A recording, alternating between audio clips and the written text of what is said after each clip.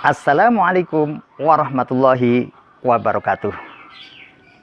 A'udzubillahi minasyaitonirrajim. Bismillahirrahmanirrahim. Alhamdulillahirabbil alamin. Wassalatu wassalamu ala asyrafil anbiya'i wal mursalin sayyidina wa maulana Muhammadin wa ala alihi washabihi ajmain, amma ba'du. Para siswa-siswi di mana saja kalian berada yang berbahagia, alhamdulillahirabbil alamin, kita bisa berjumpa pada pembelajaran fikih secara online. Namun sebelumnya perlu kita memperkenalkan diri bahwa nama saya adalah Pak Irhanuddin dan saya sering dipanggil dengan Pak Irhan begitu, sehingga kalian nanti bisa manggil saya ketika ketemu dengan Pak Irhan saja, seperti itu. Perlu dimengerti pula bahwa saya bertempat tinggal di Ngentak Sumberjadi, Melati, Sleman, Yogyakarta. Namun alamat rumah saya ya berada di Jalan Kebun Agung kilometer 7, Ngaran, Margo Katon, Segan, Sleman, Yogyakarta. Nah, nanti barang siapa kalian bisa melewati ke tempat saya, bisa mampir ya, mungkin kehausan atau ada keperluan apa, dipersilahkan. Dan nomor HP saya perlu dicatat 087839554521. Saya ulang, nomor HP saya 087839554521. Para siswa-siswi yang berbahagia, saya yakin bahwa siswa-siswi sekalian merasa senang, merasa gembira karena sudah diterima di MTSN 4 Sleman, Yogyakarta. Mungkin ada yang susah, ada yang sedih. Wah, jangan sampai terjadi. Kita malah harus bersyukur karena banyak teman-teman kalian yang tidak diterima. Para siswa-siswi, pada kesempatan pagi hari ini pelajaran kita adalah pelajaran fikih ya. Dan saya di MTS ini untuk kelas 7 dipercayai untuk mengampu pelajaran fikih. Maka dari itu saya mohon untuk kalian mempersiapkan segalanya ya, buku tulis, kemudian pulpen dan lain sebagainya. Mohon dipersiapkan sebaik-baiknya, dan juga tidak lupa yaitu handphone ya, handphone dipersiapkan, laptop dipersilahkan untuk disiapkan. Jangan lupa juga kuotanya dipersiapkan. Siapa tahu nanti kehabisan di tengah jalan, kalian harus segera isi kuota internet kalian supaya bisa mengikuti pembelajaran secara online atau daring begitu. Para siswa-siswi, tentu saja kalian berniat untuk sekolah di MTS ini adalah untuk mencari ilmu. Karena itu kalian supaya bisa sukses, bisa lancar dalam belajar, kalian harus patuh pada aturan sekolah. Dan sekolah sudah membuat namanya tata tertib sekolah yang harus kalian patuhi. Itu para siswa-siswi ya, mungkin ada yang belum jelas, bisa kalian lihat tata tertibnya pada tayangan pelajaran nanti. Dan marilah pelajaran pada kesempatan hari ini kita buka bersama dengan membaca basmalah. Bismillahirrahmanirrahim. Mudah-mudahan dengan basmalah ini pelajaran kita, pelajaran fikih, bisa berjalan dengan lancar. Inilah materi pelajaran fikih. Baiklah para siswa-siswi yang saya cintai, supaya kalian lebih jelas kembali, kalian bisa mencatat ya untuk nama saya ya. Ini bisa dilihat di layar. Nama saya adalah Irhanuddin SAG, Sarjana Agama. Kemudian alamatnya, alamat rumah tolong ditulis, Jalan Kebun Agung kilometer 7, Ngaran, RT 04, Margo Katon, Segan, Sleman, Yogyakarta. Kemudian alamat tempat tinggal di Ngentak, RT 05, Sumberjadi, Melati, Sleman, Yogyakarta. Nomor HP 087839554521. Supaya kalian nanti bisa melaksanakan pembelajaran dengan baik, maka sekolah membuat aturan-aturan, yang mana aturan itu ada aturan yang secara umum yang berupa tata tertib sekolah, kemudian aturan yang khusus yang dibuat oleh para guru pengampu pelajaran. Dan untuk pelajaran fikih, saya membuat kontrak belajar yang harus kalian patuhi. Dan kontrak belajar ini sebenarnya berlaku untuk ketika pembelajaran secara langsung di sekolahan. Namun demikian, siapa tahu besok terus kita akan belajar di sekolah secara tatap muka, maka perlu dicatat terlebih dahulu. Walaupun demikian, ada sebagian dari kontrak belajar ini bisa dipakai sebagai dasar di dalam pembelajaran secara online. Bisa kalian lihat saja untuk kontrak belajarnya dan wajib untuk kalian catat di buku masing-masing. Misalnya yang pertama, kewajiban dari siswi adalah mematuhi semua tata tertib MTSN 4 Sleman. Kemudian yang kedua, mengikuti pelajaran dengan sungguh-sungguh baik di MTS maupun di rumah. Yang ketiga, menjaga ketenangan dan kebersihan kelas dan berpakaian rapi sesuai dengan tata tertib MTS.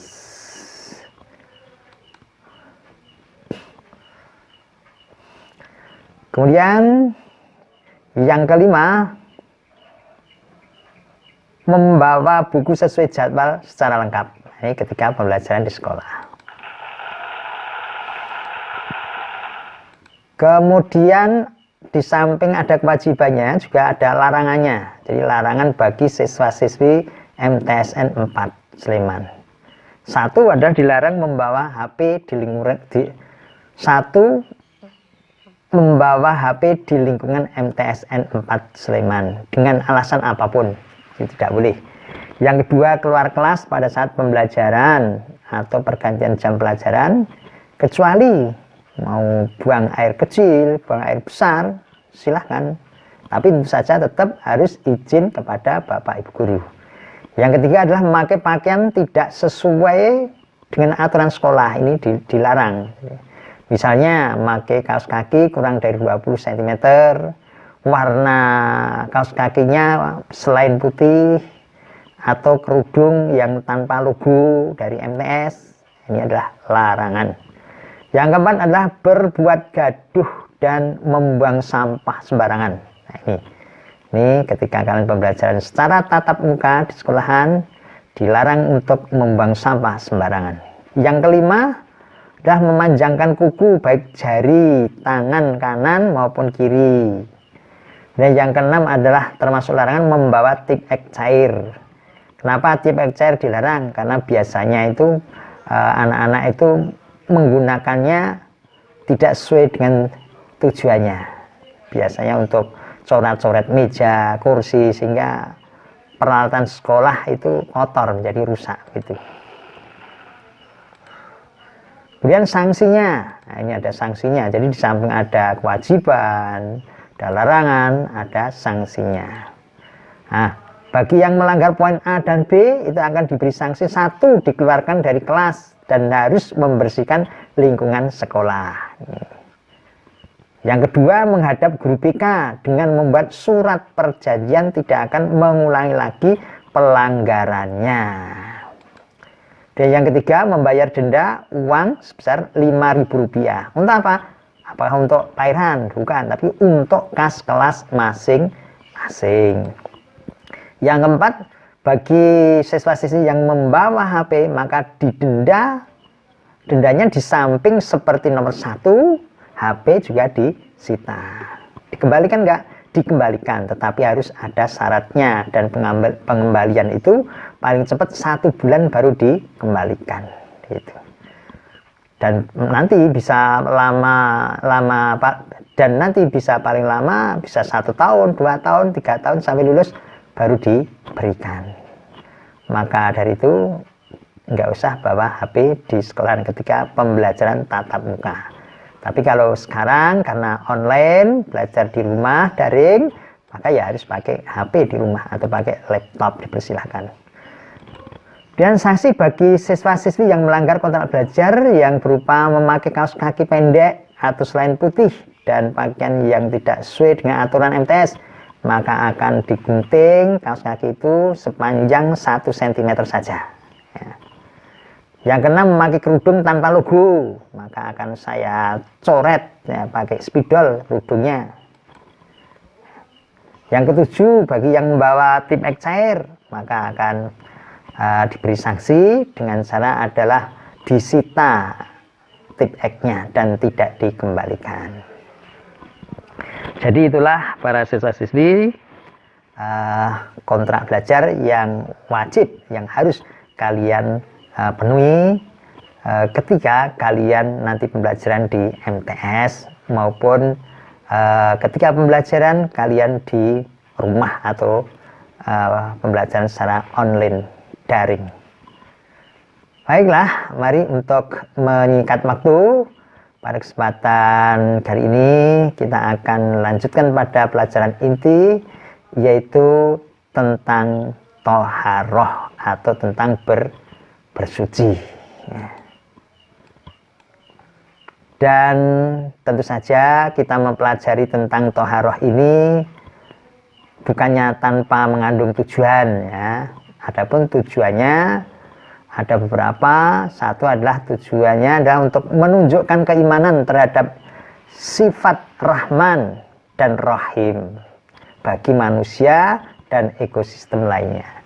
Tujuannya yang kedua adalah membuktikan keimanan terhadap sifat Rahman dan Rahim Allah Subhanahu wa Ta'ala dalam kehidupan sehari-hari melalui penggunaan air untuk bersuci dengan mempertimbangkan kelangsungan hidup manusia dan ekosistem lainnya.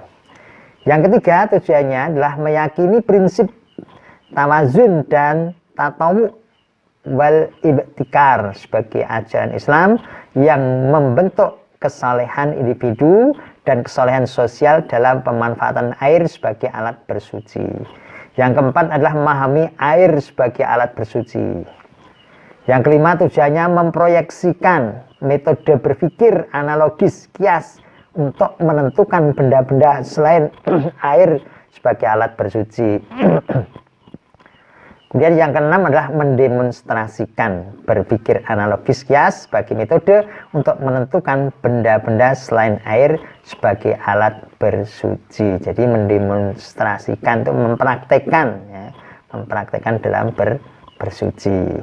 Nah, sekarang untuk selanjutnya kalian tugasnya adalah mengamati gambar. Dipersilahkan, di sini ada beberapa gambar. Gambar 1 ini sebelah sini. Kemudian gambar 2, gambar apa ini? Dan gambar yang ketiga, gambar yang keempat. Nah, ini. Kemudian juga bisa kalian lihat pada bagan ini alat-alat istinja. Ini ada apa ini? Batu, ada air, ada kayu yang kering, ada daun kering, ada tisu. Ini adalah alat-alat yang dipakai untuk apa? Untuk istinja. Itu. Istinja itu apa toh? Belum tahu. Istinja itu cebok. Nah, jadi istinja itu adalah cebok. Itu. Membersihkan kotoran setelah buang air kecil maupun air besar dengan menggunakan alat-alat ini gitu. Tapi yang paling utama ini adalah air mutlak. Kalau nggak ada ini baru untuk yang lain-lainnya. Baik, mari kita masuk pada bab 1, yaitu tentang toharoh, bersuci. Jadi toharoh itu sama dengan bersuci. Menurut bahasa, toharoh adalah suci, bersih, ataupun bersuci. Sedangkan menurut arti istilah, ya, membersihkan diri, pakaian, tempat, dan benda-benda lain dari hadas dan najis. Menurut cara-cara yang telah ditentukan oleh syariat Islam. Ini menurut istilah. Jadi kalau pengertian menurut bahasa itu pendek, ya. Sedangkan kalau menurut istilah itu panjang, ya kan? Ini silahkan semuanya wajib untuk mencatat ya. Ini adalah pelajaran yang penting, sebab nanti kalau nggak dicatat kalian tidak bisa menguasai materi. Nah, nanti pada akhir ya, pada akhir bab ini, nanti pada akhir bab ini maka akan diadakan ulangan, makanya harus punya catatan. Kemudian kita lihat dasar hukum bersuci. Jadi dasar hukum bersuci itu apa loh? Yang pertama adalah Quran surat Al-Baqarah ayat 222 yang berbunyi bagaimana? Ayo kita baca bersama-sama ya. Bismillahirrahmanirrahim. Innallaha yuhibbut tawwabina wa yuhibbul mutatahhirin.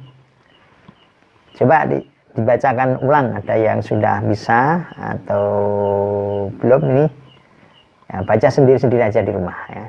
Jangan dicermati terjemahnya ini.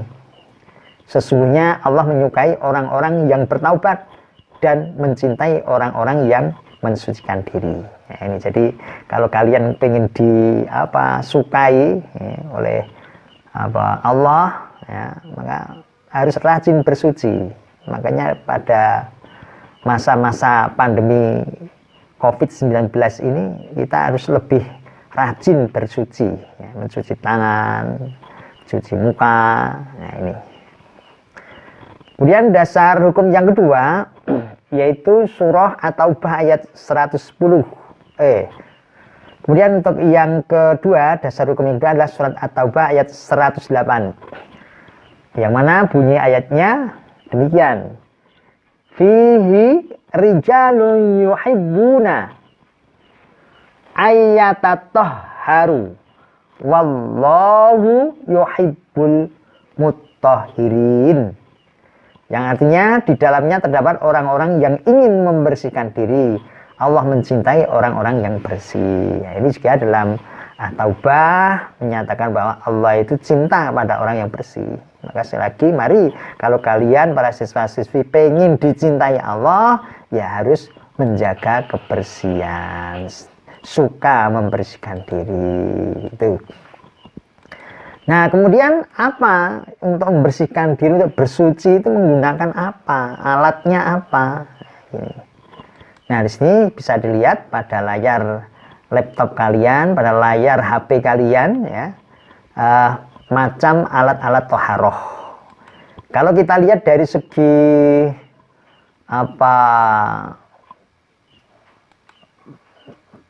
padat cairnya ya, ini yang pertama adalah benda cair. Jadi alat yang bisa dipakai untuk bersuci adalah yang pertama benda cair. Benda cair itu apa? Misalnya air sumur, ini bisa untuk bersuci. Kemudian air apa lagi? Air sungai. Kemudian kalau air hujan boleh nggak untuk bersuci? Boleh, air hujan. Kemudian air laut, gimana air laut? Asin kan air laut, boleh nggak untuk bersuci? Boleh. Kemudian air mata air. Kalau air mata boleh nggak untuk bersuci? Wow, nggak boleh. Air mata air nggak boleh. Air danau bisa ya. Air embun. Tapi air embun itu harus banyak. Kalau hanya air embun cuma sedikit ya nggak bisa ya kan, karena nggak bisa mengalir gitu. Jadi harus dikumpulkan dulu. Kemudian air ledeng, air salju. Nah, air salju ini pun air yang sudah mencair saljunya, jangan bongkahan salju terus untuk bersuci, tidak, tapi adalah air salju yang sudah mencair sehingga bisa dipakai untuk bersuci. Ini adalah yang sifatnya benda cair. Kemudian yang kedua yang sifatnya adalah benda padat. Contohnya yang boleh untuk bersuci adalah tanah atau debu. Pertama, kemudian batu. Batu ini batu yang bagaimana? Yaitu batu apung. Kalau batu yang halus ya, batu hitam itu tidak bisa, tidak boleh. Kemudian batu bata ini bisa untuk bersuci. Genteng bisa, daun kering bisa untuk bersuci, kayu kering bisa untuk bersuci, kertas tisu bisa untuk bersuci. Kalau kaca bisa nggak? Boleh nggak? Nggak boleh. Jadi kalau kaca, karena apa kok nggak boleh? Karena tidak bisa menghisap air, tidak bisa meresap najis. Para siswa-siswi di mana saja kalian berada, mungkin ada pertanyaan, silakan bisa langsung menghubungi HP saya kalau ada pertanyaan mungkin gitu.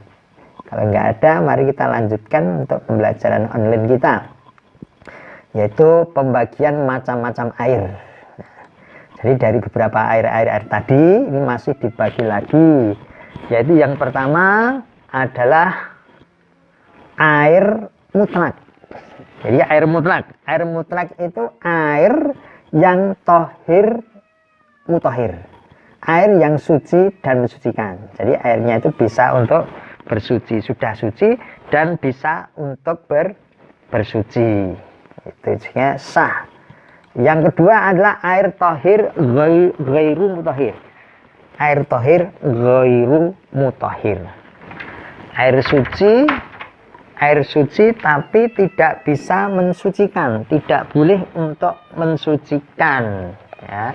Air tohir ghairu mutohir. Contohnya apa? Contohnya air kelapa kan suci toh, diminum seger ya kan, tapi untuk bersuci tidak sah, atau wudhu tidak sah walaupun banyak gitu.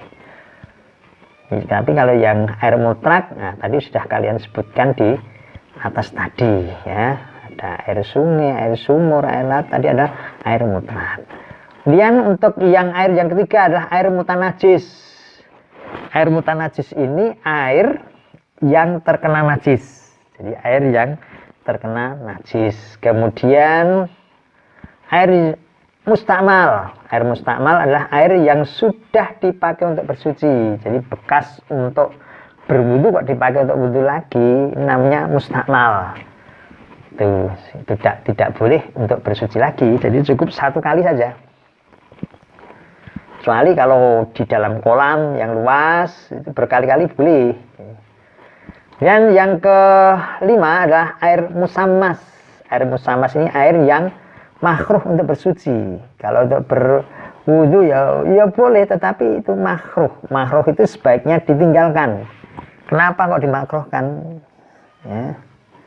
Jadi air musammas itu air yang terkena sinar matahari. Itu menurut penjelasan Rasulullah bahwa ketika dipakai untuk bersuci atau mengenai kulit kita, maka akan bisa menimbulkan penyakit sopak begitu. Makanya terus kemudian dimakruhkan, sebaiknya jangan digunakan. Itu adalah air musammas, jadi terkena sinar matahari secara langsung. Para siswa-siswi yang berbahagia di mana saja kalian berada, kiranya untuk pelajaran pada kesempatan pagi hari ini cukup itu saja, dan saya berpesan tolong dipelajari kembali dan dikuasai semuanya. Dan bagi kalian yang ketinggalan nanti bisa dibuka kembali. Dan saya berpesan tolong untuk buku fikih paket kelas 7 bisa kalian download, dan harus kalian download ya dari link yang sudah saya berikan lewat wali kelas kamu, supaya kalian bisa mempelajari secara jelas begitu ya, dan secara luas. Para siswa-siswi yang berbahagia di mana saja kalian berada, alhamdulillahirrahmanirrahim, kalian semuanya sudah menyimak, sudah mengikuti pelajaran atau pembelajaran fikih tentang toharoh. Nah, mohon materi yang sudah saya sampaikan kepada kalian semuanya dipelajari terus, kemudian diamalkan dalam kehidupan sehari-hari, supaya dalam melaksanakan ibadah bisa diterima oleh Allah Subhanahu wa Ta'ala. Karena banyak orang yang beribadah tapi tidak diterima lantaran. Dan jangan lupa nanti di akhir bab kita akan adakan ulangan ya, dan nilai ulangan itu akan kita masukkan pada nilai rapor kalian. Maka jangan sampai tidak mengikuti, jangan sampai nilainya jelek. Supaya bagus nilainya, maka silahkan kalian bisa belajar yang rajin. Baik, karena waktu sudah habis, mari kita akhiri pertemuan pada kesempatan hari ini dengan membaca tahmid bersama-sama. Alhamdulillahirrabbilalamin. Assalamualaikum warahmatullahi wabarakatuh.